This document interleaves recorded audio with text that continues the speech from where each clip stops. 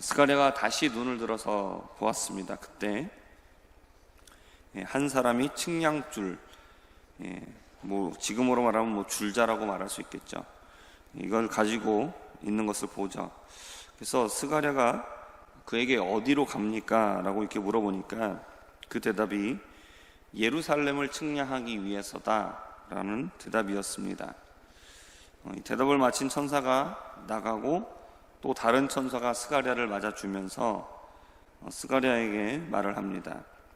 너는 달려가서 그 천사에게, 그러니까 방금 측량줄을 가지고 나간 천사죠.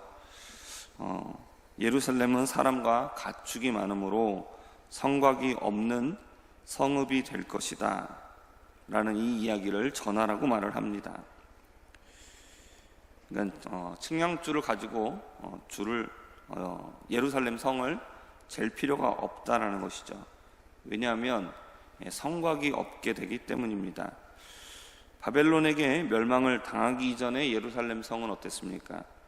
유다의 도성이었습니다. 그리고 또 큰 성이었고 또 성벽이 있어서 보호를 받고 있었습니다.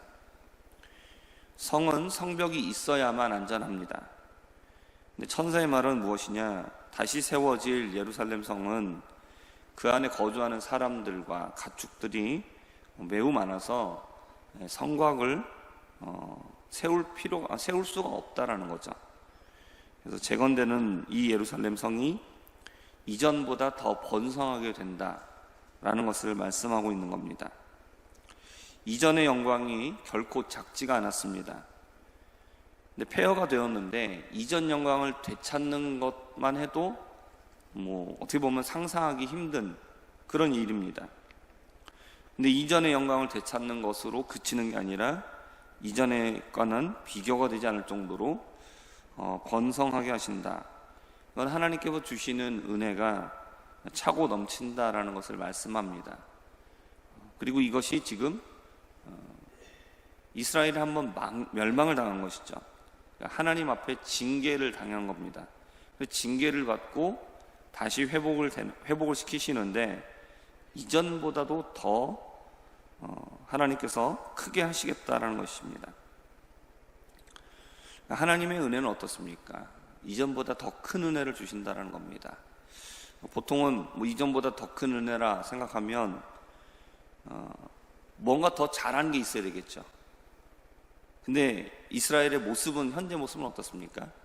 하나님 앞에서 멸망을 당할 수밖에 없는 그런 죄의 악을 행한 그런 상태였습니다. 그래서 벌받던 겁니다. 그런데도 이전보다도 하나님께서 더 크게 회복시키신다. 이건 하나님의 은혜가 더 크다라는 것이죠.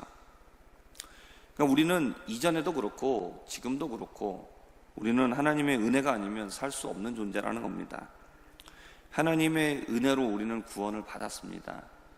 우리가 구원받은 이후에 우리의 삶이 어떻습니까? 우리가 정말 하나님 보시기에 늘 깨끗하고 거룩한 삶을 살아왔느냐? 그렇게 살지 못했습니다. 그럼에도 불구하고 우리가 사는 이유가 뭡니까? 그거는 하나님의 은혜가 이전보다 더 크기 때문입니다. 어떻게 보면 구원받기 이전에 죄악을 행했던 모습과 구원받은 이후에 죄악을 행한 모습은 어떤 것이 죄가 더 큰 겁니까? 알고 행한 게 더 크죠. 이전에 행한 것은 분명히 잘못한 건 맞지만 모르고 행한 겁니다. 하지만 믿고 난 이유는 어떻습니까? 알고 행했습니다. 더 큰 죄죠. 그러면 어떻게 되겠습니까? 멸망하는 게 맞는 겁니다. 그러나 하나님은 어떻게 하십니까? 분명히 징계는 하시죠. 징계는 하시는데 하나님은 어떻게 하십니까? 다시 회복시키신다는 겁니다. 그리고 이전보다 더 큰 은혜를 주셔서 다시금 회복시킨다는 겁니다. 우리는 구원받은 것도 그렇고 구원 이후의 삶도 그렇고 우리는 우리의 힘과 능력으로 사는 게 아닙니다. 오직 하나님의 은혜로 사는 줄 믿습니다. 하나님께서 우리에게 이런 은혜를 주신 것을 믿고 늘 그 은혜를 감사할 수 있는 우리가 되기를 주님의 이름으로 부탁드립니다. 근데 이전보다 더 크고 번성하는 것도 좋긴 좋은데 성은 성벽을 통해서 보호를 받습니다. 그러면 성벽이 없는 예루살렘은 어떻게 보호가 될 수 있느냐? 이어지는 여호와의 말씀은 말합니다. 내가 불로 둘러싼 성곽이 되며 그 가운데에서 영광이 되리라. 하나님의 말씀은 하나님이 직접 그들의 성곽이 되어 주시겠다라는 겁니다. 그리고 그 가운데에서 영광이 되리라. 이것은 성전을 말씀하고 있는 것이죠.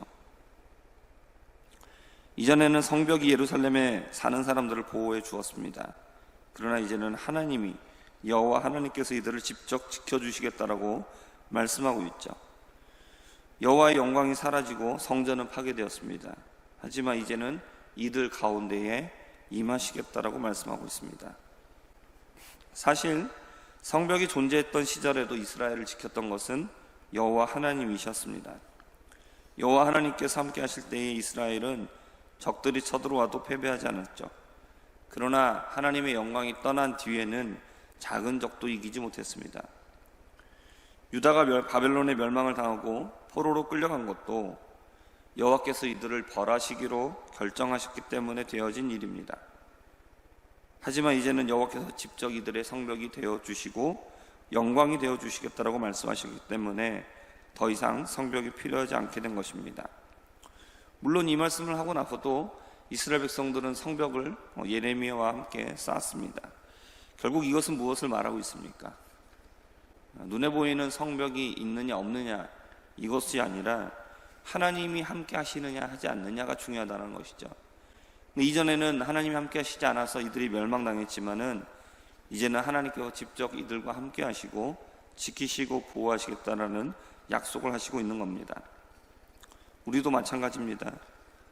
눈에 보이는 어떤 것이 중요한 것이 아닙니다.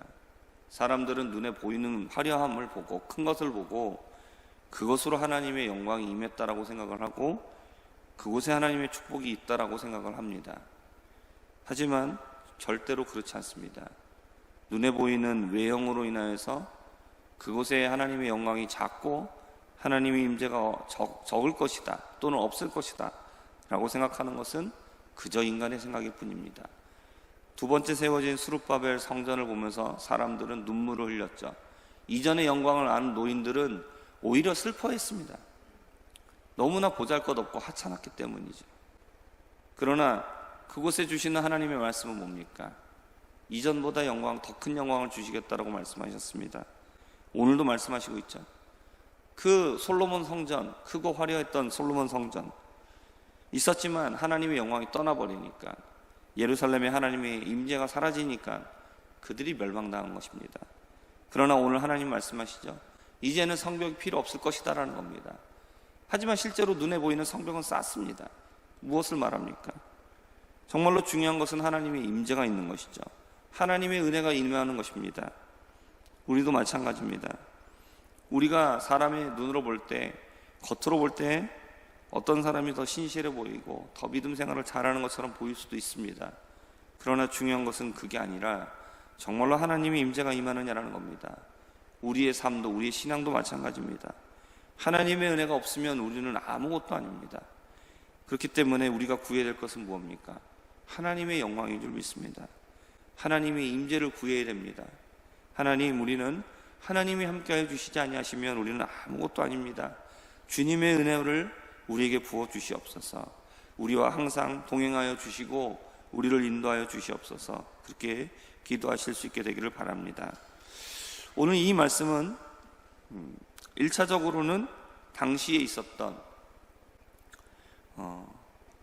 성전을 재건하고 성벽을 재건한 유다 공동체에게 주어지는 이야기이기도 하고, 그리고 이 말씀은 예수님께서 세상에 오신 이후에 이루어진 일입니다.